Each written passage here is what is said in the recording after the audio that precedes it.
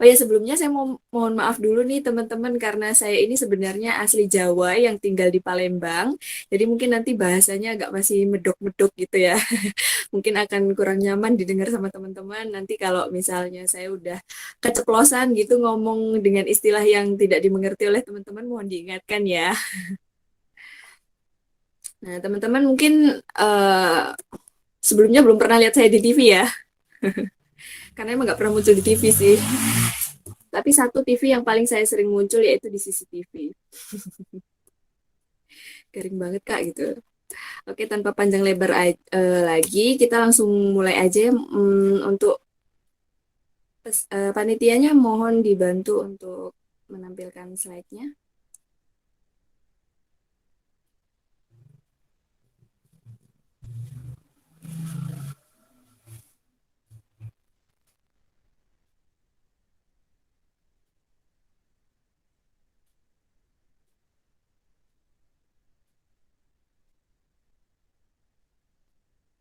Gimana nih? Kayaknya masih ada trouble ya.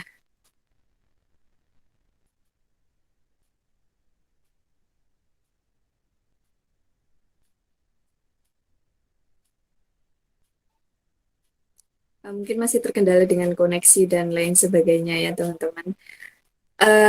Boleh deh sekarang kita hidupin mic-nya. Saya coba mau sharing sama teman-teman yang sudah hadir ini untuk bercerita. Kita kira-kira apa sih yang terfikirkan di benak teman-teman ketika ada kata perasaan yang diucapkan sama seseorang gitu. Mendengar kata perasaan, apa sih yang terlintas di benak teman-teman sekalian?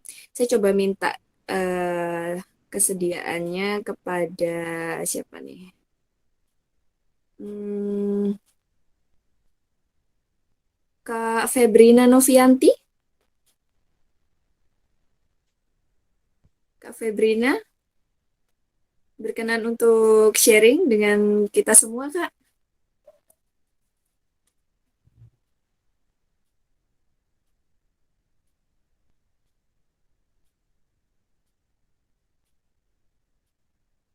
Halo?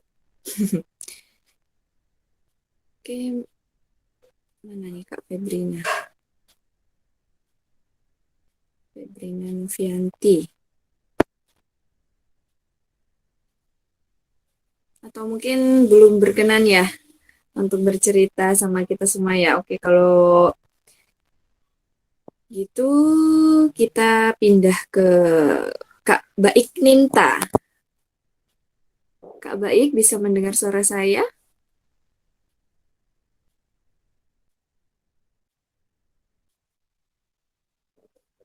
Bisa, Kak. Oke, Alhamdulillah. Kak Baik, gimana nih? Apa yang pertama kali terfikirkan ketika mendengar kata perasaan? Perasaan apa ya? Mm-mm. Perasaan menyentuh banget sih. Oh, menyentuh banget gitu. Ya, Terus, gimana ya? kalau perasaan Kak Baik saat ini nih, apa yang dirasain? Lagi ngerasain apa? Perasaannya Lagi gimana? ngerasain ada senang, ada sedihnya. Oh, gitu. Ada senang, ada sedih gitu ya. Ya, Oke, oke. Terima kasih Kak Baik. Sekarang coba saya mau mendengar satu lagi ya. sembari kita menunggu dari panitia ya. Eh, Mohon kesediaannya kepada siapa nih? Kak Halwa Adinda, bisa mendengar suara saya? Bisa, bisa Kak. Oke, gimana Kak Halwa? Apa nih yang terfikirkan ketika mendengar kata perasaan? Eh, Emosi manusia. Mm-mm. Hmm, Apalagi ya? Perasaannya Kak Halwa sendiri gimana Kak saat ini? Lagi excited sih soalnya lagi kayak Oh, mengenal lebih jauh tentang psikologi gitu. oke, lagi excited gitu ya, lagi semangat nih mau mendengarkan dan sharing sama-sama kita gitu ya. Oke, terima kasih Kak Halwa. Gimana nih teman-teman? Sudah bisa ditampilkan? Sudah, Kak. Kok di saya belum muncul ya?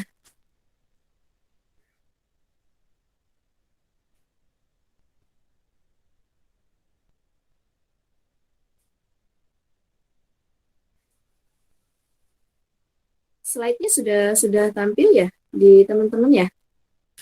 Sudah, Kak. Sudah, Kak. Sudah.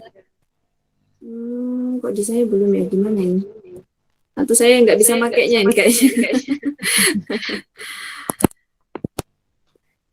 Ada yang bisa bantu nggak kalau mau ngelihat slide-nya saya harus pencet apa nih? Karena biasanya saya pakai Zoom, baru kali ini nih pakai Google Meet, jadi masih adaptasi banget gitu. Izin Kak, Kakak pakai HP atau pakai laptop? Pakai HP? Coba digeser-geser aja dulu Kak. Biasanya di halaman pertama itu isinya slide. Iya, biasanya gitu ya. Ini Sama tadi, kayak biasanya. oh Atau iya iya iya iya. Iya. Oke, aduh gimana ini?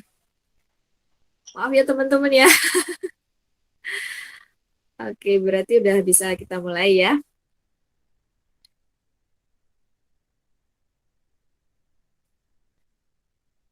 Ya boleh di next aja Kak.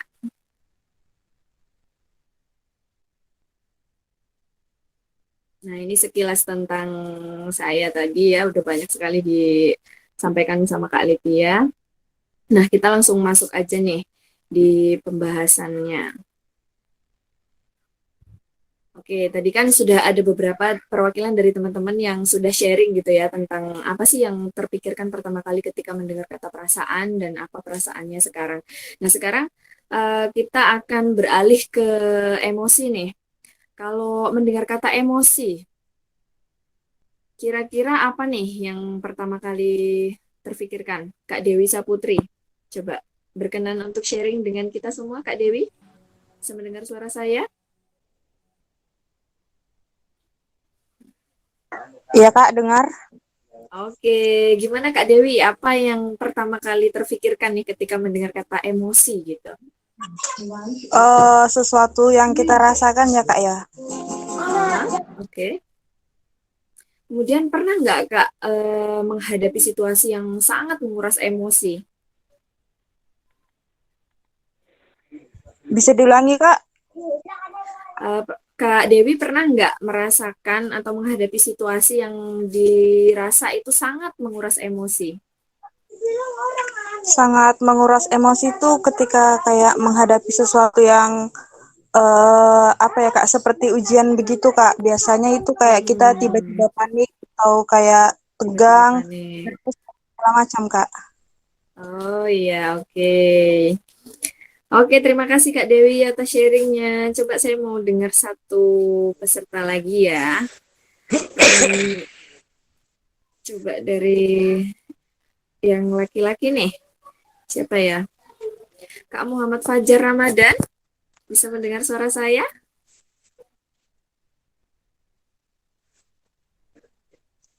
Perwakilan dari yang laki-laki nih kayaknya.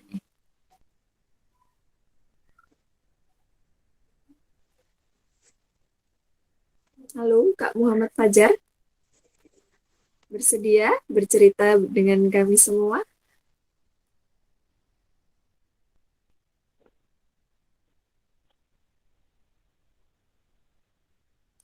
Oke, sepertinya belum ya. Kalau gitu kita ke Kak Arif aja deh, Kak Arif Yasin Ihsani yang speakernya udah hidup nih, biar langsung bisa menjawab ya. Gimana Kak Arif, apa yang terpikirkan pertama kali ketika mendengar kata emosi?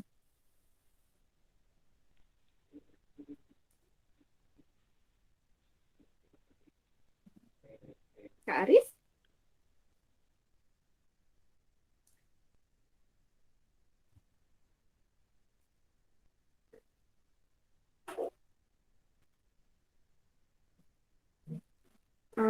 Sepertinya lagi trouble ya jaringannya ya.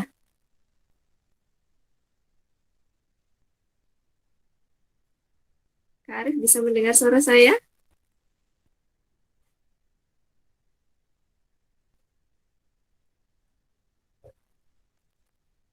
Oke, sepertinya jaringan Kak Arifnya sedang trouble ya. Oke, kita langsung saja ya teman-teman ya. Bisa di next? Minta tolong.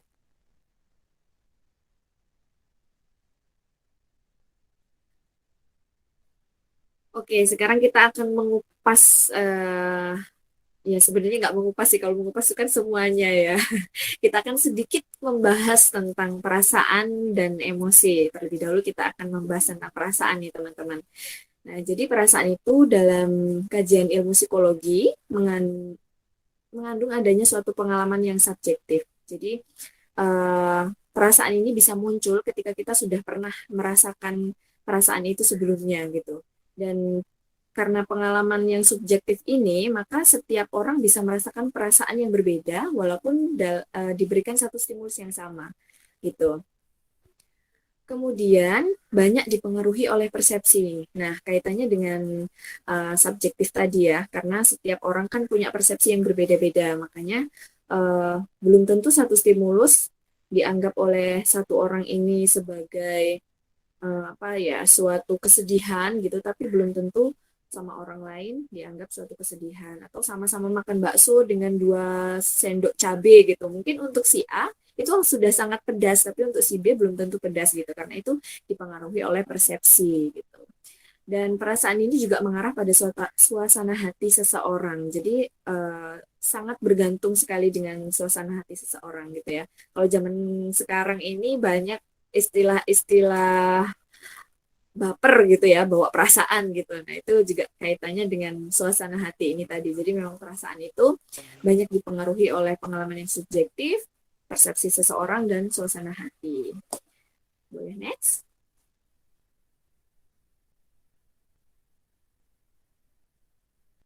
Nah, sekarang kita beralih ke emosi nih.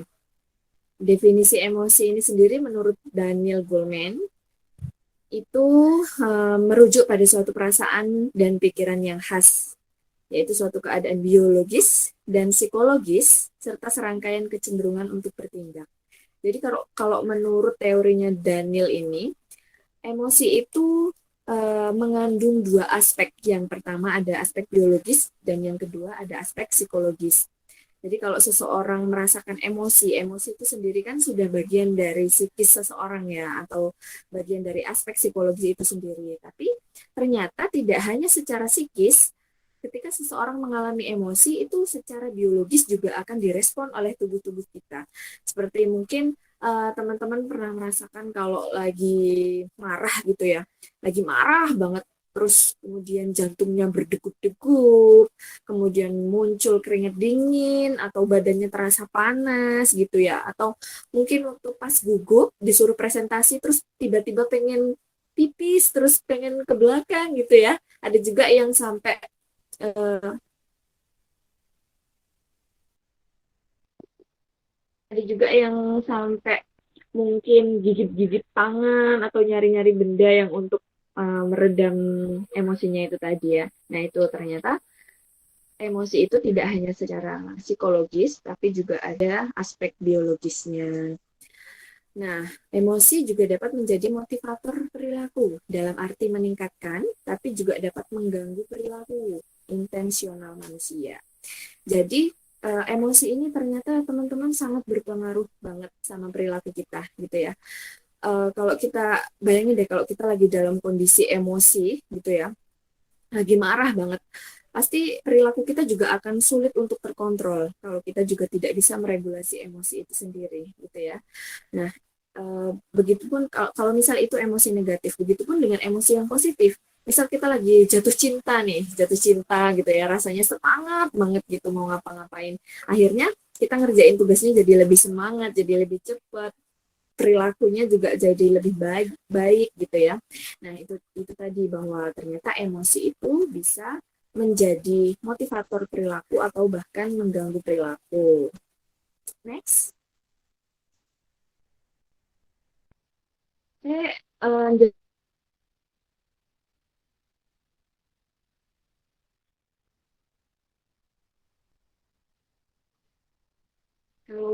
nanti kecepatan kasih tahu sayanya ya. Oke, teman-teman, kita sekarang fokus ke jenis-jenis perasaan dulu. Jadi ternyata perasaan itu ada dua golongan gitu ya. Yang pertama ada indriya, yaitu yang berkaitan dengan perangsang panca indera seperti gatal, perih, panas, dingin, harum, busuk, asin, dan manis gitu. Pokoknya segala sesuatu perasaan yang muncul, tapi itu kaitannya dengan panca indera kita, baik penciuman, kemudian penglihatan gitu ya, dan panca indera yang lainnya gitu.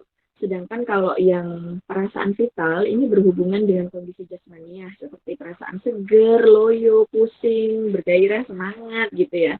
Nah itu ternyata adalah perasaan yang termasuk ke dalam kategori perasaan vital. Kak Arif, boleh di next slide-nya? Kayaknya sinyalnya lagi kurang bagus, Kak. Ini Kak Arifnya lagi cemas apa ya? Lagi merasakan emosi tadi terus kebelet pipis apa ya? Oke, mungkin sembari nunggu Kak Arif ya, mungkin dari teman-teman ada yang mau ditanyakan dulu sampai di sini. Atau mungkin ada yang mau bercerita gitu ya, sharing. Saya pernah ngalamin perasaan yang gini-gini gitu. Yang mungkin itu mengganggu, atau mungkin salah satu contoh dari perasaan indriya dan perasaan vital tadi, boleh monggo. Teman-teman, Maaf Kak, ada slide-nya sampai di mana? Yang muncul di teman-teman sampai di mana? Udah next ke yang jenis emosi. Oke, suara saya jelas ya, teman-teman? jelas Kak. Oke, kalau jelas kita lanjutkan ya. Nah, sekarang kita ke jenis emosi. Biasanya kalau kita bertanya dengan orang lain gitu ya, emosi itu cenderung dimaknai sebagai marah nggak sih? Ya kan? Kalau biasanya lagi marah banget gitu, ih aku emosi banget tadi ketemu sama mantan gitu misalnya, ya nggak sih? Ya kan? Jadi masih banyak ternyata pemahaman yang bisa dikatakan keliru gitu ya, bahwa emosi itu selalu diartikan atau dimaknai sebagai marah gitu. Tapi kadang kita lupa kalau lagi habis gajian atau lagi jatuh cinta gitu, lagi seneng-senengnya gitu ya, terus bilang, iya aku habis gajian, aku emosi banget gitu, kan jarang ya. Nah itu tadi teman-teman, ternyata emosi itu ada emosi yang negatif, juga ada emosi yang positif gitu. Kalau emosi negatif sebenarnya ada banyak banget, tapi ini baru beberapa yang saya masukkan. Ada marah, muak, jijik, takut, benci, sedih, malu, jengkel, kaget, cemas, iri gitu ya. Suara saya jelas? Jelas, Kak. Oke. Karena di sini kebetulan lagi hujan gitu ya, Kak. Jadi mungkin mohon maaf suaranya agak kabur-kabur sedikit gitu ya. Nanti tolong diingatkan aja kalau suaranya udah kurang terdengar atau kurang jelas sama teman-teman ya. Oke, selanjutnya ada emosi positif, yaitu cinta, sayang, gembira, rindu, syukur, lega, bangga, nikmat, ikhlas, dan lain-lain gitu. Nah, jadi harapannya nanti setelah di kelas ini kita sharing sama-sama, jadi udah nggak langsung mengeneralisasikan bahwa emosi itu, bahwa marah itu adalah satu-satunya emosi gitu ya. Udah nggak pakai kata emosi lagi untuk menggambarkan suatu kemarahan gitu. Karena ternyata ada emosi yang negatif, juga ada emosi yang positif gitu. Boleh next? Oke, sekarang perbedaan perasaan dan emosi. Nih, coba teman-teman perhatikan dengan baik-baik nih ya. Ada semangkuk mangga yang rasanya sedikit asam, kemudian ditaburi sama gula dan garam gitu ya. Jadi rasanya ada asin, manis, pedes gitu. Terus dimakan waktu pas siang-siang, lagi panas-panasnya gitu ya. Kira-kira apa yang teman-teman rasakan sekarang dengan melihat gambar ini? Boleh dong sharing Kak Aisyah DL, bisa mendengar suara saya, Kak? Bisa, Kak. Oke, Kak Aisyah, apa nih yang dirasakan ketika melihat semangkuk apa nih, mangga muda gitu ya? Enak. Apa nih yang dirasakan? Enak ya? Enak sih, iya. Jadi pingin, Kak. Enak, jadi pengen. Yang tadinya mungkin nggak pengen jadi kepengen gitu ya. Yang udah kenyang Iya. jadi tiba-tiba kok lapar gitu mungkin ya. Oke.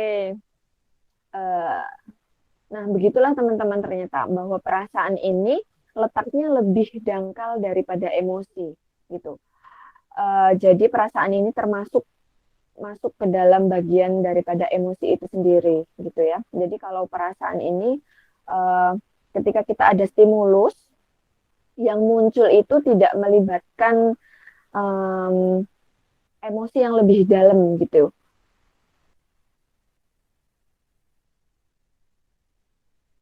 Slide-nya di saya hilang ya. Gimana nih? Oh, iya iya iya. Iya. Oke, boleh di next Kak. Nah, sekarang ada studi kasus teman-teman. Saya bacakan ya. Pada suatu senja di sebuah stasiun subway di kota New York, kereta dipadati oleh orang-orang yang hendak pulang ke rumahnya setelah bekerja. Wajah-wajah mereka menunjukkan keletihan. Tiba-tiba, dua orang anak masuk ke gerbong kereta dengan diikuti seorang lelaki yang tampaknya adalah ayah mereka. Nih, jadi waktu sore-sore gitu ya, orang-orang baru pulang dari kerjaan, kebayang nggak sih capek, lesu, seharian kerja, belum di kantor ada tuntutan-tuntutan yang mungkin membuat nggak nyaman gitu ya. Terus mereka pulang dengan menaiki kereta gitu. Nah, di dalam gerbong itu ada dua anak laki-laki dan diikuti oleh seorang laki-laki dewasa yang sepertinya itu adalah ayah mereka. Next, Kak. Kedua orang anak tersebut membuat kegaduhan. Mereka bekerja-kejaran di dalam gerbong sambil berteriak-teriak. Kadang mereka meloncat di antara bangku yang ada. Semua penumpang memandang lelaki yang sepertinya ayah mereka dengan pandangan tidak suka. Tapi lelaki itu tampak tidak peduli. Dia justru memilih duduk terpekur di sudut gerbong. Jadi kebayang ya gimana sih kita lagi capek-capek gitu kan ya, pengennya istirahat di kereta sebelum pulang sampai ke rumah gitu karena tuntutan kerjaan yang sudah sangat melelahkan gitu, jadi pengennya kan di kereta tuh bisa santai, bisa istirahat sejenak gitulah ya. Tapi malah ada dua anak ini malah bikin kegaduhan, mereka teriak-teriak, kejar-kejaran, lari-lari, loncat-loncat gitu.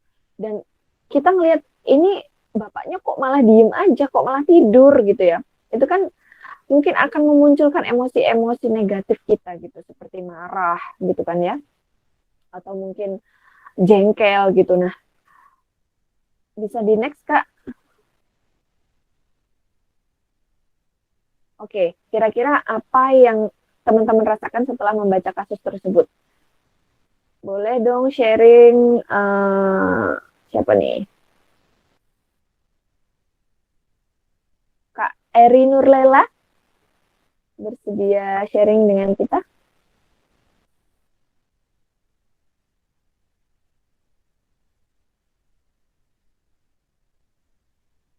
Halo, Kak Eri, bisa mendengar suara saya?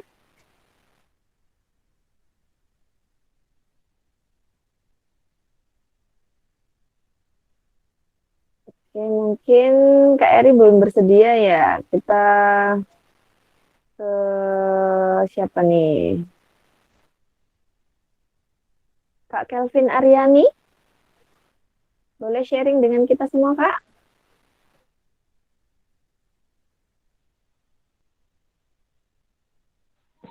Iya, boleh Kak. Oke, gimana nih Kak Kelvin setelah mendengar dan membaca kisah tadi, studi kasus tadi, apa yang dirasakan?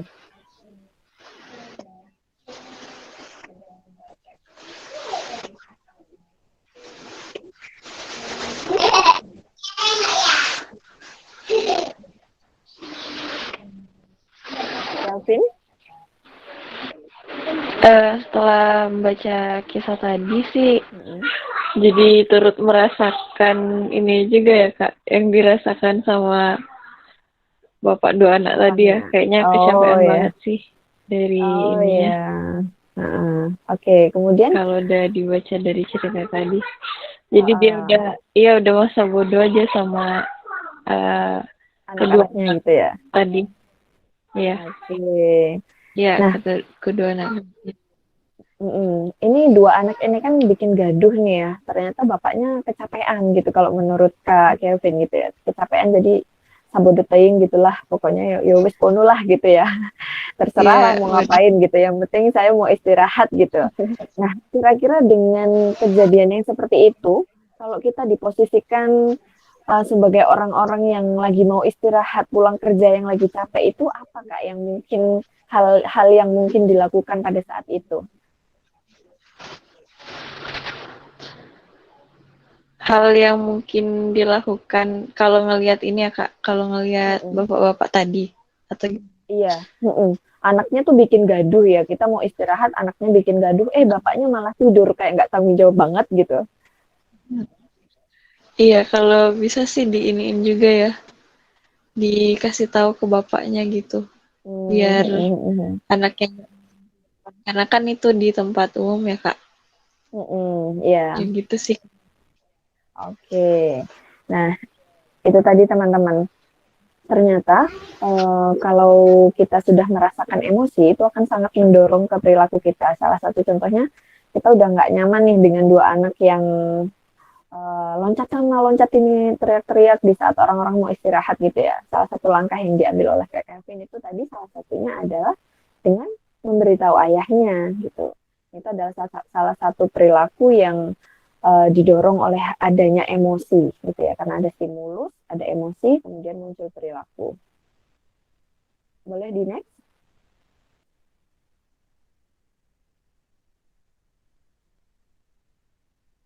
Oke, emosi dan ruang lingkupnya.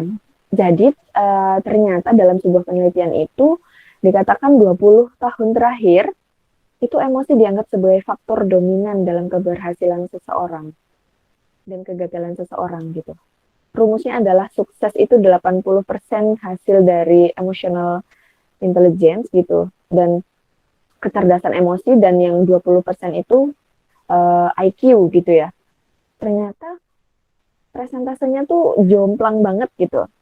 Oh, emosi, kecerdasan emosi ini ternyata sangat menunjang keberhasilan dan kesuksesan seseorang di dalam setting industri mungkin ya, atau di dalam setting pendidikan juga bisa tuh. Jadi kalau misalnya dalam setting industri, ketika kita punya kemampuan yang baik tapi tidak diiringi dengan emotional intelligence yang bagus, mungkin juga kayak HRD-nya akan berpikir berulang kali untuk bisa approve pelamar yang seperti itu gitu ya. Jadi memang kecerdasan emosi ini sangat mempengaruhi keberhasilan dan atau kesuksesan seseorang gitu. Kemudian orang tergerak untuk melakukan sesuatu karena adanya dorongan emosi. Kayak tadi itu yang dikatakan sama Kak Kelvin ketika melihat ada bapak yang terpekur asik tidur gitu sementara anaknya bikin gaduh. Pengen tak bilangin bapaknya deh gitu, atau mungkin ada yang lebih dari itu, pengen tak cubit anaknya ini biar diem gitu misalnya ya. Nah itu tadi teman-teman, ternyata emosi ini sangat mendorong kita untuk melakukan sesuatu. Kemudian emosi memberikan dampak yang paling kuat dalam menentukan perilaku manusia dibandingkan kemampuan manusia lainnya. Nah itu tadi, karena presentasenya ternyata juga 80% dalam menentukan kegagalan dan kesuksesan seseorang, maka emosi ini perannya sangat kuat ternyata ya dalam kehidupan manusia gitu, dalam menentukan keberhasilan, dalam menentukan sikap, dan dalam menentukan perilaku gitu ya. Emosi ini ternyata sangat berpengaruh gitu. Next. Nah teman-teman, dalam perspektif psikologi ini ternyata manusia itu dibagi menjadi dua. Ada manusia kognisi, ada juga manusia afeksi. Jadi kalau manusia kognisi ini mereka dominan dengan logikanya. Jadi setiap ada stimulus yang datang selalu dikaitkan dengan logika. Ini masuk akal nggak ya? Ini bisa dicerna sama saya nggak ya? Ini sesuai dengan saya nggak ya? Gitu. Setiap dia mau ngambil keputusan, dia mau bertindak, mau berperilaku, itu pasti dikaitkan dengan logikanya. Jadi lebih banyak bermain dengan logika. Tapi ada juga manusia afeksi. Nah, kalau kita membahas tentang perasaan dan emosi tadi, kita masuknya lagi bahas manusia afeksi nih.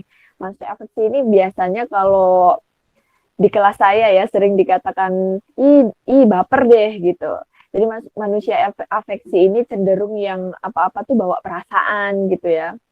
Apa-apa walaupun dalam kondisi yang nggak enak, tapi kalau dimintain tolong sama teman, nggak enak deh, nggak enak nanti dikatain pelit gitu misalnya kalau misal nggak mau bantuin atau dikatain nggak setia sama kawan nih gitu. Jadi dia lebih banyak membawa perasaannya ketika dalam mengambil suatu keputusan gitu ya. Itu yang disebut dengan manusia afeksi. Next. Nah, ternyata ketika kita merespon emosi itu tidak hanya saklek dalam satu aspek saja, tetapi ada dua kategori nih. Yang pertama ada reaktif. Jadi reaktif itu adalah sikap dalam memberikan respon terhadap situasi yang terjadi berdasarkan emosi, perasaan, atau suasana hati. Kayak bagian di sampingnya nih. Setiap kali ada stimulus, itu langsung diberikan respon tanpa ada proses berpikir, tanpa ada mengambil jarak terlebih dahulu untuk menentukan sikap gitu, nggak ada. Jadi setiap kali ada stimulus langsung dikasih respon karena dia ngeresponnya itu didasarkan sama emosi, sama perasaan atau suasana hati gitu. Kalau teman-teman kebayang sama minuman bersoda itu kalau digoncang-goncang gitu kan ya, dia akan langsung meluap. Jadi digoncang-goncang, ada stimulus digoncang-goncang, dia akan langsung meluap. Nah, seperti itu juga dengan orang-orang yang memiliki respon emosi reaktif gitu ya. Jadi misal nih ketemu di kampus gitu ya, ketemu sama teman yang udah lama nggak ketemu gitu. Kamu kok sekarang makin gendut ya gitu. Dengan stimulusnya seperti itu, dia bisa langsung meledak-ledak. Dia bisa langsung merespon dengan respon yang mungkin marah-marah, mungkin tersinggung, atau mungkin langsung ngatain balik dengan kata-kata yang lebih kasar gitu. Nah, bisa jadi itu terjadi karena perilaku yang dia lakukan itu didasarkan sama emosi dan perasaan tadi. Nggak ada lagi celah untuk dia mengambil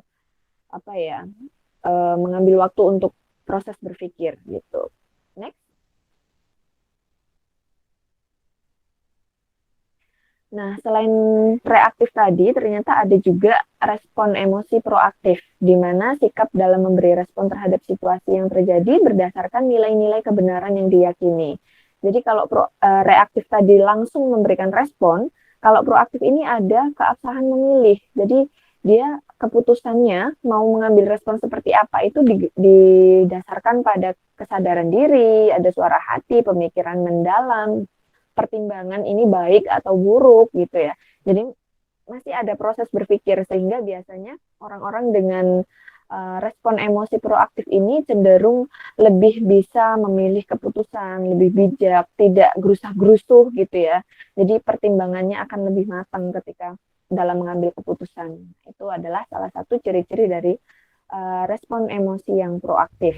Nah, kalau tadi di respon emosi reaktif kita ibaratkan dengan minuman bersoda, kalau ini kita ibaratkan dengan air mineral. Air mineral itu walaupun kita kasih stimulus digoncang-goncang, dia tidak akan langsung meluap ketika botolnya dibuka gitu ya. Beda dengan reaktif tadi yang ketika digoncang dia akan langsung menyemburkan isi di dalam botol itu gitu ya. Itu juga perumpamaan yang cukup pas ketika menggambarkan antara respon emosi yang reaktif dan proaktif. Oke, terima kasih teman-teman. Itu tadi pembahasan kita tentang perasaan dan emosi ya. Sampai di sini mungkin ada dari teman-teman yang mau sharing atau mau bertanya, boleh dipersilakan. Saya kembalikan lagi deh sama Kak Lydia. Monggo Kak Lydia. Ya, terima kasih buat Kak Ayu yang sudah memaparkan materinya tadi. Ya, sangat luar biasa ya tadi bagaimana kita harus memahami secara perasaan, gimana itu efeknya dari emosional juga dan sebagainya dari macam-macam hal tersebut. Eh, nah, buat audiens yang mau bertanya, boleh chat di kolom untuk bertanya ataupun bisa nyalakan mikrofonnya dan bicara langsung kepada pemateri.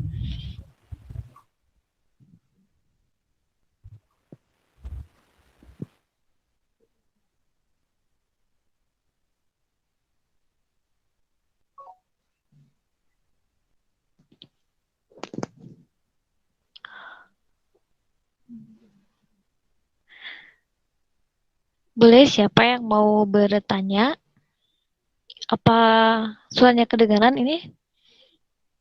Iya, jelas kok, jelas. Ya.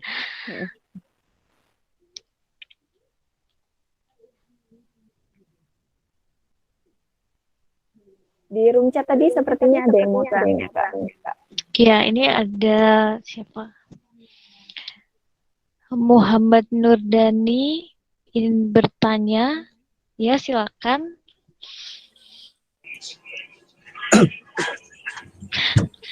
Suara saya bisa terdengar? Oh, bisa, silakan. Sebetulnya menarik ya berbicara masalah perasaan dan emosional ini. Sebetulnya yang menjadi saya penasaran itu adalah struktur anatomi dari perasaan atau emosional itu sendiri. Misal, kalau kita bagi tadi manusia itu menjadi dua versi ya, ada manusia kognisi dan manusia afeksi. Perasaan itu sendiri sebetulnya dibentuk dari struktur manusia yang sebelah mana gitu kan. Meskipun memang banyak gitu kan teori-teori mengatakan bahwa ada emosional, ada logika, kemudian ada juga yang disebut dengan insting kemudian.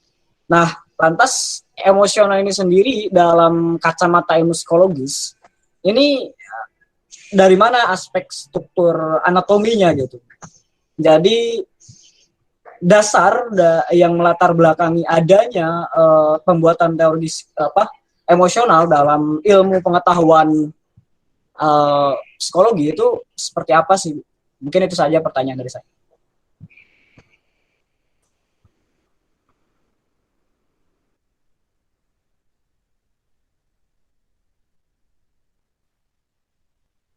Oke, terima kasih Kak Dani. Kak Dani ya manggilnya ya, atas pertanyaannya luar biasa nih. Oke, Kak Litia, boleh saya jawab sekarang atau mau dikumpulkan dulu pertanyaannya?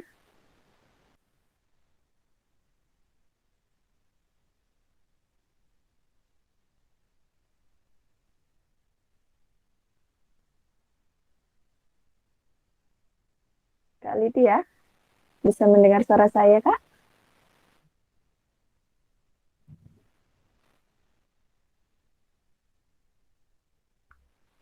Mungkin langsung saja saya jawab aja ya Kak ya, daripada nanti saya lupa pertanyaannya. Oke, tadi pertanyaan dari Kak Nurdani sangat menarik gitu ya, bagaimana sih anatomi dari perasaan dan emosi itu sendiri muncul dalam diri manusia gitu. Kemudian kalau kita lihat kembali dari dua kategori tadi, perasaan dan emosi ini masuk ke yang mana gitu, apakah manusia yang kognisi atau manusia yang afeksi, begitu Kak Dani ya? Lebih ke apa? Apakah dari bagian yang mana? Apakah dari insting manusia atau dari logis manusia gitu? Oke, sebenarnya kalau kita bicara tentang anatomi gitu ya, memang ada bagian-bagian struktur otak manusia yang mengatur tentang perasaan dan emosi itu sendiri. Nah, tapi dalam kesempatan kali ini belum kita bahas Kak ya, karena itu akan cakupannya akan luas banget gitu tentang neurotransmitter gitu, bagaimana sih kinerja biologis manusia untuk memunculkan perasaan maupun emosi itu sendiri gitu. Nah, mungkin kalau tadi kita melihat ada dua kategori, ada manusia kognisi dan manusia afeksi. Nah, perasaan dan emosi ini munculnya kebanyakan pada manusia afeksi. Bukan berarti tapi manusia kognisi itu tidak punya perasaan dan emosi, tetapi biasanya dalam dua kategori itu ada hal-hal yang lebih dominan gitu ya. Kalau di kognisi tadi mungkin dominan kepada logika berpikir gitu ya, insting itu tadi. Tapi kalau di manusia afeksi dia dominan memakai perasaan dan emosi. Seperti itu Kak Nurdani. Oke, terima kasih Kak materi. Oke, sama-sama. Ada lagi mungkin yang mau bertanya ya? Kak Litia bisa membantu saya untuk membacakan pertanyaan yang ada di room chat. Saya masih adaptasi banget pakai Google Meet ya.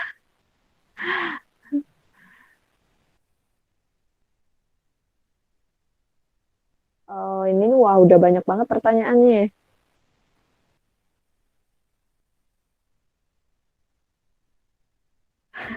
Oke, ada pertanyaan dari Kak Arika Subagia. Mohon izin bertanya, apakah emosi dalam film Inside Out dari Pixar 2015 itu berdasarkan pada teori psikologi dan apa benar katarsis itu salah satu cara mengelola emosi? Terima kasih.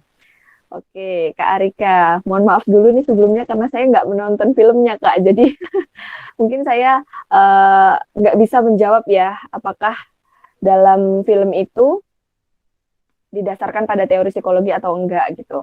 Tapi, mohon maaf Kak, nggak kedengeran suaranya. Oke, sekarang jelas suaranya? Lebih jelas? Atau belum bisa jelas? Belum bisa didengar? Terdengar. Oke, jelas. Oke, jelas ya. Tapi kalau misal ditanyakan apakah katarsis itu adalah salah satu cara untuk meregulasi emosi, jawabannya iya. Tergantung dengan bagaimana kita bisa melakukan sesuatu yang bisa dijadikan media untuk katarsis itu sendiri. Misalnya kita melakukan hobi yang kita sukai untuk melepaskan emosi gitu. Misal lagi sumpek banget, banyak tugas, banyak tuntutan pekerjaan gitu. Kemudian kita hobi nyanyi nih, yuk karaoke gitu. Nah, itu bisa dijadikan media sebagai katarsis gitu, di mana kita bisa melepaskan emosi-emosi negatif yang mungkin sedang dirasakan gitu. Jelas, cuman saya kesana Kak. Oh iya. Oke. Gitu ya Kak Arika. Kemudian Amirul Hajir Farih. Kak izin bertanya, apakah baperan itu baik atau buruk? Dan bagaimana caranya kita mengatasi perasaan kita agar tidak baper sekali, Kak? Oke. Sebenarnya kalau kita bicara baik atau buruk, semua itu ada porsinya masing-masing, Kak. Ada kalanya baperan itu dibutuhkan, ada kalanya juga bisa kita kontrol, harus kita kontrol gitu. Misalnya ketika kita lagi mendengarkan cerita orang lain, nah itu baperan dibutuhkan karena kita akan memunculkan rasa empati gitu ya untuk mendengarkan dia sepenuh hati bercerita, kemudian mungkin akan dari situ muncul support yang bisa kita lakukan gitu. Tapi kalau misalnya kita lagi presentasi nih di depan dosen, terus kita diberikan masukan dan kritikan yang sangat membangun, terus kemudian kita baperan, nah sepertinya itu baper yang muncul di waktu yang kurang tepat gitu ya. Jadi kalau mau dikategorikan baik atau buruk, ya sebenarnya tidak ada pengkotak-kotakan bahwa itu baik atau buruk, tergantung bagaimana situasinya. Seperti itu, Kak. Kemudian apa tadi ya, bagaimana cara agar kita bisa mengatasi perasaan agar tidak baper sekali, Kak. Oke, jadi terus terang saya ini termasuk manusia afeksi, jadi banyak didominasi oleh perasaan-perasaan gitu ya, setiap kali mengambil suatu keputusan, setiap kali bertindak. Nah, pernah suatu ketika saya mendapat masukan dari dosen, katanya gini, kamu tuh mbok jangan baperan. Sekali-kali boleh kok dipakai itu pikirannya gitu. Saya waktu itu terdiam. Oh, oke. Berarti mungkin selama ini saya terlalu bawa perasaan nih, gitu kan ya. Jadi setelah itu apa yang saya lakukan? Setiap kali ada situasi yang menuntut saya untuk mengambil keputusan atau situasi yang membuat saya harus bertindak melakukan sesuatu gitu, saya lakukan dengan respon emosi yang proaktif tadi. Ada proses berpikir. Misal biasanya ketika ada stimulus saya langsung baperan nih, dikatain boleh kok dipakai pikirannya. Loh emang selama ini nggak dipakai ya pikiranku ya gitu. Misal kalau kita mau baperan kan ya. Tapi kalau kita ada proses berpikirnya, kita mengambil jarak dulu nih dari stimulus yang ada, kita ambil jarak dulu, kita diam, kemudian berpikir, benar nggak ya apa yang diomongin sama dosen tadi misal gitu. Oh iya ya, ternyata emang saya selama ini tuh kalau mengambil keputusan didasarkan sama perasaan aja gitu. Bahkan dengan hal-hal yang sebenarnya itu merugikan saya, tapi karena perasaan nggak enak, jadi akhirnya ya udahlah dilakuin aja gitu misalnya. Itu kan sebenarnya merugikan saya sendiri ya, tapi tetap dilakukan karena itu tadi didominasi oleh perasaan dan emosi tadi. Nah setelah itu apa yang saya lakukan? Mengoreksi kembali apa yang sudah saya lakukan ini ternyata kurang efektif di saat-saat tertentu gitu. Jadi lain kali berarti saya harus ada proses berpikir gitu. Nah itu adalah salah satu cara yang bisa kita lakukan untuk mengontrol agar kita nggak terlalu bawa perasaan gitu ya. Kemudian Oh Kak, mohon ya. maaf tadi. Ya, aku bisa bacain sekarang yang bertanya. Oh iya ya. Iya nggak apa-apa kali ya, santai nggak apa-apa kok. Ya, sekarang uswatun hasanah ya. Iya ya. Ya. Pertanyaan dari Kak Uswatun Hasanah Bismillah izin bertanya, yang saya mau tanyakan dalam perspektif psikologi ada dua, ada manusia kognisi, itu seperti apa Kak? Maaf soalnya tadi saya belum paham katanya. Oh iya. Oke, jadi kalau manusia kognisi itu setiap tindakan dan keputusan yang diambil itu didasarkan dengan pertimbangan logika gitu ya, antara untung dan rugi gitu misalnya. Atau mungkin jadi kadang-kadang sampai saya pernah mendengar bahwa ada yang mengatakan kalau manusia kognisi ini sampai nggak ada empatinya gitu, benar-benar pakai logika banget gitu. Misalnya ada yang cerita nih, iya aku habis diputusin, gini ceritanya sedih banget, tapi bisa aja langsung dipatahkan sama manusia kognisi. Apa sih gitu aja diambil pusing gitu misalnya, kan bisa cari lagi gitu misalnya. Jadi itu apa namanya, setiap tindakan, keputusan, bahkan ketika dia merespon orang lain pun sangat didasarkan dengan logika gitu. Ya, bagaimana Gitu, Kak Kak. Uswatun Hasanah? Apakah sudah jelas?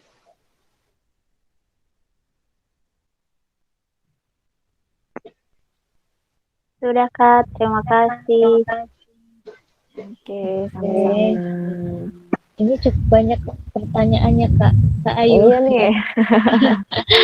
Banyak banget yang Aduh. antusias nih. Ya, nah, kita lanjut ke pertanyaan selanjutnya ya Kak. Iya. Dari Kak Reza Artamavio. Waduh. Saya bertanya, mengapa ada beberapa sekelompok orang yang mampu menahan emosi amarah seketika menghadapi suatu masalah? Dalam kurung mampu bersabar ketika di lingkungan luar, namun ketika di lingkungan rumah justru emosinya bisa meledak-ledak walaupun hal sepele. Terima kasih Kak Ayu. Oke, wah Kak Reza ini teman-teman kuliah saya S1 nih. Dia sepertinya nggak bertanya itu, nggak benar-benar bertanya, tapi ngetes kali ya. Oke, mohon izin Kak Reza untuk menjawab pertanyaannya. Nanti kalau saya salah mohon dikoreksi ya. Oke, kenapa sih ada orang yang bisa menahan emosinya ketika menghadapi suatu masalah di lingkungan luar gitu, tapi kalau di rumah justru seringnya malah meledak-ledak gitu ya.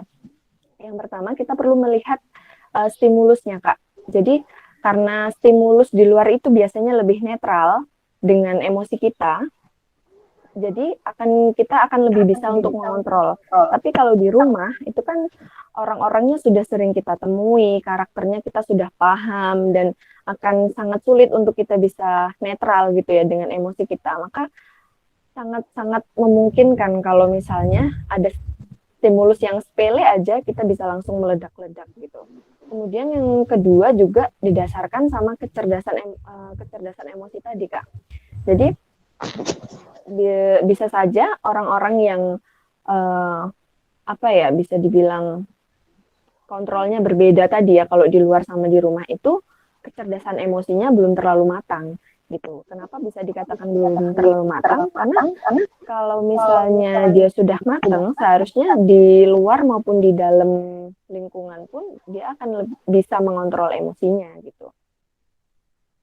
Dan kembali ke respon emosi tadi, bahwa mungkin dia adalah kategori orang yang punya dua respon emosi gitu ya, tergantung mana yang dibutuhkan dia gitu. Jadi ketika waktu di luar dia pakai yang proaktif, kalau di dalam rumah karena banyak hal-hal yang sudah subjektif tadi, jadi akhirnya dia lebih cenderung reaktif gitu.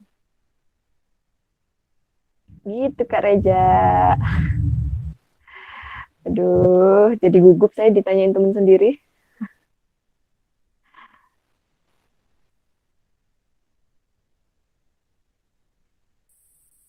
Gimana Kak Reja?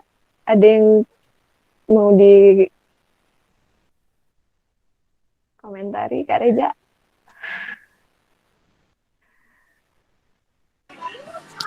Halo. Iya, halo.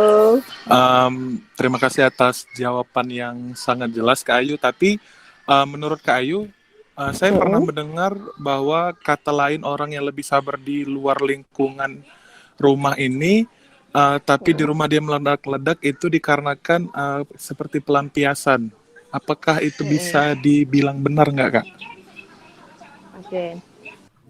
Kalau terkait dengan nilai benar dan salahnya kita tidak bisa menilai ya, karena kita tidak tahu kejadiannya waktu itu seperti apa. Jadi kita nggak bisa pakai kacamata yang lebih luas gitu. Bisa saja mungkin karena memang ada stimulus dari keluarganya sendiri yang membuat dia menjadi meledak-ledak gitu misalnya. Atau sebenarnya nggak ada stimulus apa-apa, tapi karena emang dia udah nggak netral emosinya sama keluarganya di rumah, jadi lebih meledak-ledak gitu.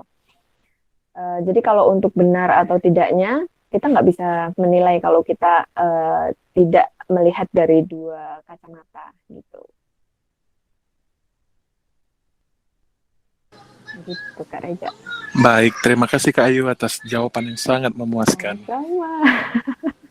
Sama-sama Kak Reja.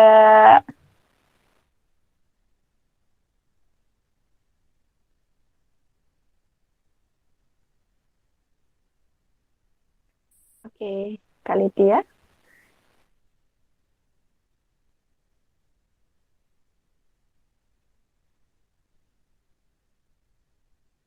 Atau mungkin langsung saya bacakan aja ya. Selanjutnya, wah ini juga dari teman saya nih. Aduh, makin gugup nih. Dari Kak Nada Gita Pratiwi. Izin bertanya Kak, apakah hasil dari respon emosi yang reaktif selalu negatif? Terima kasih Kak Ayu cantik. Wah, terima kasih nih. Pakai muji segala nih, minta ditanyain nomor rekening kayaknya ya. Oke, Kak Nada. Jadi, selama ini yang saya dapatkan dari penjelasan baik dari penjelasan dosen maupun dari jurnal yang saya baca, bahwa respon emosi yang reaktif ini memang cenderung ke arah perilaku yang negatif gitu. Jadi seperti tidak sabaran, gerusa-gerusu, kemudian jadi gampang tersulut emosi, marah gitu misalnya. Jadi memang tidak selalu ya mungkin ada di luar sana yang orang reaktif tapi dia reaktifnya ngedumel di belakang gitu misalnya, ada juga. Jadi walaupun ngedumel di belakang juga sebenarnya perilaku yang negatif ya, tapi tidak secara langsung, tidak langsung meledak-ledak di depan orang yang sedang berinteraksi dengannya gitu mungkin. Nah, tapi intinya itu tadi Kak, bahwa respon emosi reaktif itu cenderung kepada perilaku-perilaku yang negatif gitu Kak Nada.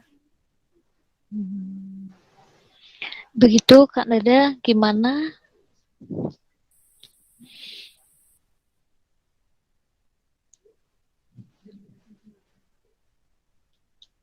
Bagaimana Kak Nada? Oh, sudah jelas. Udah Terima jelas. kasih. Iya. Oke, sama-sama Kak Nada.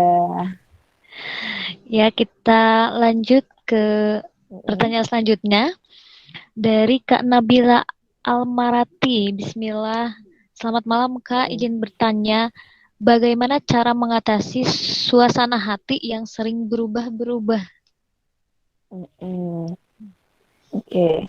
Berubah-berubahnya ini tanpa alasan atau ada alasan nih? Ada kan ya tiba-tiba lagi sedih terus langsung hilang jadi ketawa gitu misalnya, atau lagi ketawa-ketawa ingat apa dikit langsung jadi sedih gitu tanpa alasan. Oke, tanpa alasan. Kalau tanpa alasan, yang pertama kita harus kaji lebih jauh ya Kak, kita harus asesmen lebih jauh lagi apakah ini sudah termasuk dalam gangguan psikologis atau tidak gitu. Nanti kalau misal pun itu termasuk dalam salah satu gangguan psikologis, maka langkah pertama yang harus dilakukan selain dari diri sendiri, kita juga harus meminta pertolongan pada ahlinya gitu. Nah, kemudian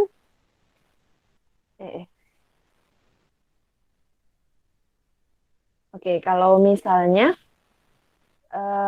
kira-kira perubahan emosinya itu cukup drastis atau enggak Kak? Dalam 1 jam itu bisa mengalami berapa emosi?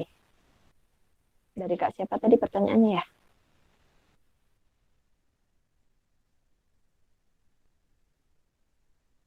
Kak Nabila. Beberapa emosi Kak. Oke. Itu sudah sejak lama dialami?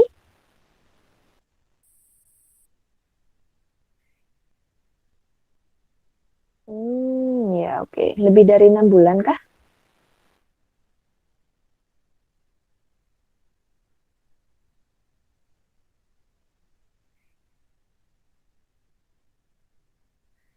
Kalau misal itu sudah lebih dari 6 bulan dan moodnya sangat swing gitu ya, sangat gampang sekali berubah, saran saya langkah pertama yang harus dilakukan adalah cari pertolongan ahli dulu Kak.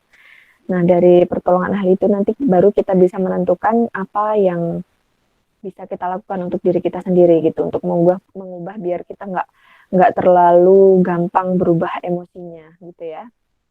Karena kalau sudah dalam jangka waktu yang cukup lama, kemudian berubahnya tanpa alasan, saya kira itu sudah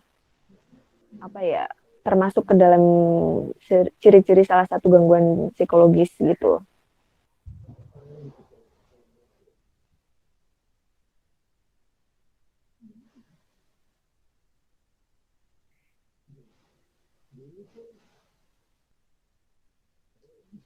Oke, untuk Kakak Nabila, gimana ini sudah jelas?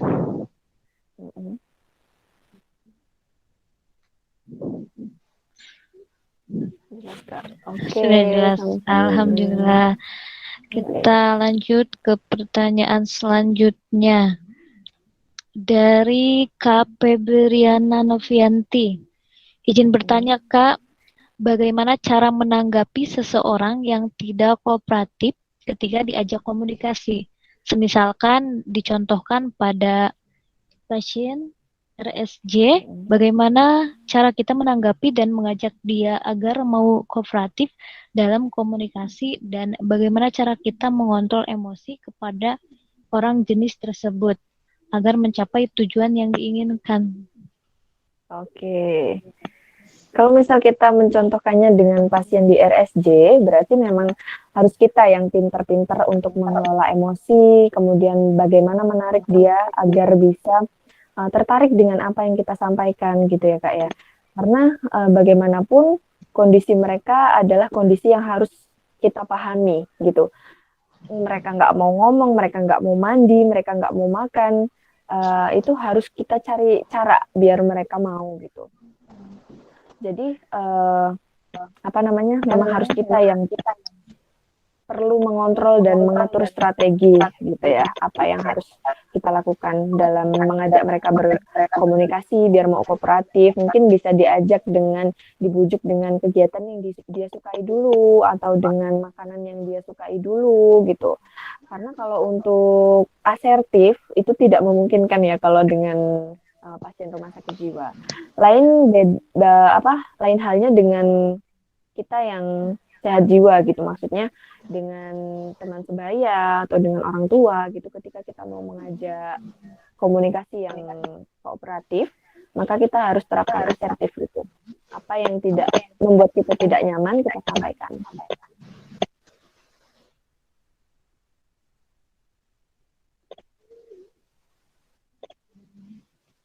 Ya, Kakak Febrian. Nah, bagaimana Kak?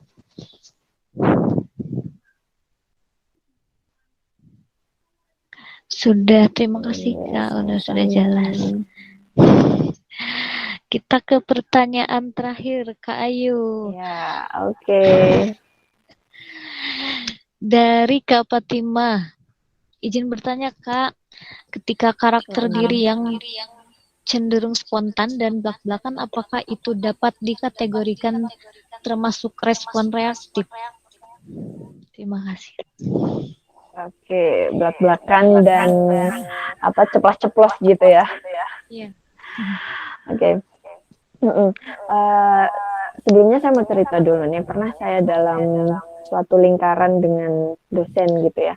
Ketika itu kita diminta untuk menuliskan satu PR di dalam diri yang harus kita selesaikan gitu. Nggak harus sih, tapi yang ingin kita selesaikan gitu. Nah, salah satu hal yang ingin saya selesaikan dengan diri saya sendiri yaitu belak-belakan itu tadi justru. Nah, ketika saya bercerita dengan dosen bahwa sepertinya saya perlu nih menghilangkan atau setidaknya mengurangi sedikit gitu kadar dari belak-belakan saya ini. Justru dosen itu bilang bahwa belak-belakan itu memang termasuk ke dalam respon emosi yang reaktif ya, tetapi bukan berarti tidak dibutuhkan sama sekali sama kita gitu tuh tadi. Misal ketika dalam situasi yang misal kita lagi jadi MC gitu ya, misalnya jadi MC, itu kan sangat dibutuhkan ya, yang ceplas-ceplos, yang spontan gitu, yang belak-belakan gitu. Tapi kalau kita dihadapkan dengan situasi yang formal, yang menegangkan gitu, saya rasa kurang pas kalau kita menjadi individu yang belak-belakan dan spontan gitu. Kalau ditanya apakah dia masuk ke dalam respon emosi yang reaktif, iya, tetapi apakah dia dibutuhkan atau tidak, ya tetap dibutuhkan, asal dengan kadarnya gitu. Iya. Baik. Kak Fatimah, bagaimana Kak Fatimah? Iya, izin menanggapi Kak. Iya, boleh. Silakan. Oke, berkaitan dengan itu, ini terkait dengan diri saya sendiri sebenarnya. Jadi kalau tadi Kakak sudah jelasin dua emosi, yaitu manusia, kognisi dan afeksi, saya cenderung ke kognisi sebenarnya. Tadi kan kalau ada Kakak contohkan bahwa salah satunya itu ketika ada seseorang, mungkin misalnya kita lah, diri saya sendiri misalnya begitu kan, lebih ke tadi ada contohnya yang Kakak sebutin, ya, intinya lebih mengedepankan logika dan tadi Kakak contohin, salah satunya tadi contohnya misalkan gampang lah itu nanti ada udah lebih kayak gitu kan, lebih kepada tidak membawa perasaan seperti itu. Nah, kadang sebenarnya kita misalkan memberikan solusi kepada orang lain supaya orang lain itu tidak terlalu hanyut mungkin terhadap sesuatu, atau tidak biar dia tidak cemasan dengan masalahnya dan segala macam, misalkan begitu. Nah, tapi kita tidak tahu kadang kan perkataan kita dan maksud kita itu cenderung mungkin lebih apa ya, terkadang disalahartikan karena itu tadi ketemunya sama yang manusia afeksi begitu. Oke. Parahnya lagi itu kita apa ya? Tapi kalau secara respon, saya bukan termasuk orang yang apa parah untuk reaktif, enggak gitu. Nah, tapi kalau misalkan gerasa-gerusuk memang ada sedikit sih gerasa-gerusuk dan itu tadi belak-belakannya dan spontannya itu. Nah, itu gimana ya, Kak? Maksudnya supaya saya sebagai manusia kognisi ini bisa apa ya, menstabilkan dan menetralkan supaya tidak menyakiti orang lain, kemudian tidak menyinggung orang lain. Karena kita nggak tahu ya, kadang yang kita temui itu atau lawan bicara kita misalnya gitu kan bukan tipe yang sama kognisi atau belum paham terhadap kita, belum paham terhadap kita gitu maksudnya, Kak. Terima kasih. Oke. Iya, sama-sama Kak Fatima. Oke, jadi ketika kita sedang berinteraksi dengan orang lain gitu, misal diajak cerita gitu, gimana sih biar kita tuh bisa lebih mengontrol biar nggak ceplas-ceplos dan akhirnya menyakiti orang lain gitu ya, karena kita nggak tahu nih lawan bicara kita nih termasuk tipe yang mana gitu. Nah, sebenarnya setiap kali kita mendengarkan cerita dari orang lain, yang dibutuhkan adalah skill empati, Kak. Bagaimana kita bisa masuk dulu ke dalam apa yang dia ceritakan, baru nanti kita perlahan memasukkan apa yang nasihat yang ingin kita berikan ke dia gitu. Jadi walaupun kita frontal gitu, tapi kita pahami dulu dia gitu. Misalnya dia cerita nih, aku lagi sedih, gini. Oh iya, kamu lagi sedih ya gitu. Oke. Terus apa yang kamu rasakan gitu misalnya. Kita pahami dulu, kita yakinkan bahwa kita ada di pihaknya gitu misalnya. Nah, kemudian setelah dia sudah puas bercerita, seluruh emosi yang dia rasakan sudah keluar gitu, baru kita perlahan sisipkan nasihat apa yang kita dasarkan dari logika tadi ya, misalnya kata Kak Fatimah tadi, yang mau kita kasih ke dia. Jadi tidak terlalu langsung diberikan secara frontal gitu. Kalau misalnya dia lagi cerita terus kita langsung, udahlah nggak usah terlalu dipikir gitu misalnya. Bukannya nanti lega, tapi dia justru malah akan merasa tidak dipahami sama lawan bicaranya gitu Kak. Jadi yang pertama adalah kita masuk dulu ke dalam dunianya, baru nanti setelah apa yang dia rasakan itu sudah lega, dia rasa lega, baru kita masukkan, kita sisipkan nasihat apa yang mau kita sampaikan ke dia. Gitu. Oke, baik Kak. Boleh nanggapin sedikit lagi nggak Kak? Oke, boleh. Mungkin nggak kira-kira ketika seseorang itu mempunyai emosi seperti manusia kognisi, yang tadinya dia itu punya reaktif yang gampang marah dan gerasa gerusuk, kemudian dia bisa jadi lebih apa ya, lebih ke respon proaktif. Itu gimana ya Kak, biar dia itu lebih dominan ke proaktif, responnya itu lebih ke proaktif gitu. Atau gimana cara ngerubahnya biar dia lebih bisa melatih dirinya untuk proaktif. Oke, sama-sama. Jadi kalau misal kita nih reaktif, terus gimana sih caranya biar apa bisa nggak suatu saat kita bisa jadi manusia yang proaktif gitu ya? Bisa dengan proses belajar yang tapi ya tentu tidak mudah dan tidak bisa instan gitu ya. Apalagi ketika kita sudah di atas 18 tahun, biasanya kalau kita sudah di atas 18 tahun itu karakter kita sudah melekat dalam diri kita gitu ya. Jadi akan sedikit susah untuk dirubah, yaitu walaupun bisa tapi melalui proses belajar yang cukup banyak gitu ya, cukup banyak dan cukup panjang gitu. Gitu Kak Fatimah. Baik Kak, terima kasih. Oke, sama-sama.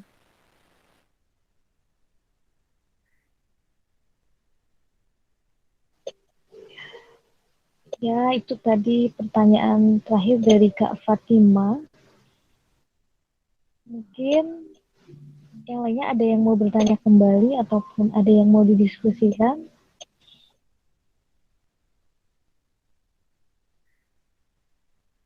Tadi cukup antusias ya dengan 9 pertanyaan kepada Kak Ayu. Lumayan banyak ternyata ya. Iya, dan satu tanggapan dari Kak Fatima yang sangat luar biasa tadi. Langsung reaktif tadi ya, ketika dalam berdiskusi. Ya mungkin diskusi kali ini kayaknya bisa cukup ya Kak. Mungkin Kakak bisa closing dari ada diskusi malam ini untuk kita semua, motivasi dan sebagainya agar kita lebih semangat kembali, terus kita juga lebih ke disiplin dan ke hal-hal yang lebih baik lagi. Oke. Ya mungkin apa ya? Satu trik dari saya ketika kita sedang dalam kondisi yang sangat tidak well gitu, misal kita lagi marah banget atau kita lagi sedih banget, cenderung dengan emosi-emosi negatif yang dirasakan gitu ya. Langkah pertama yang diambil adalah ambil jarak dulu dari permasalahan, dari situasi, dari hal-hal yang membuat kita tidak nyaman. Gitu. Kita ambil jarak dulu, tarik nafas yang dalam, kemudian hembuskan dari mulut, lakukan berulang kali sampai kita merasa lega. Nanti setelah itu kita akan lebih jernih dalam proses berpikir, dalam menentukan ini mau kita respon apa nih, stimulus ini mau kita respon apa nih gitu. Sehingga kita akan lebih cenderung tenang gitu ya, dan ketika mengambil keputusan juga tidak berasa gerusuh gitu. Itu sedikit tipsnya dari saya Kak. Kemudian saya juga mau minta maaf nih sama teman-teman semuanya kalau misal ada jawaban yang mungkin masih kurang sesuai dengan ekspektasi teman-teman atau materinya juga masih banyak kekeliruan, masih banyak kekurangan gitu ya. Saya mohon maaf yang sebesar-besarnya. Kalau ada manfaatnya itu datangnya dari Allah, kalau ada kesalahan itu dari saya pribadi. Saya juga terima kasih banyak sama Inspirasi Malang sudah diajak untuk sharing sama teman-teman semuanya ya. Mudah-mudahan dari forum ini silaturahmi kita terus terjaga, dan dari forum ini juga bisa menambah wawasan, menambah ilmu, menambah pengetahuan kita semua. Amin. Terima kasih banyak atas antusiasnya teman-teman semuanya.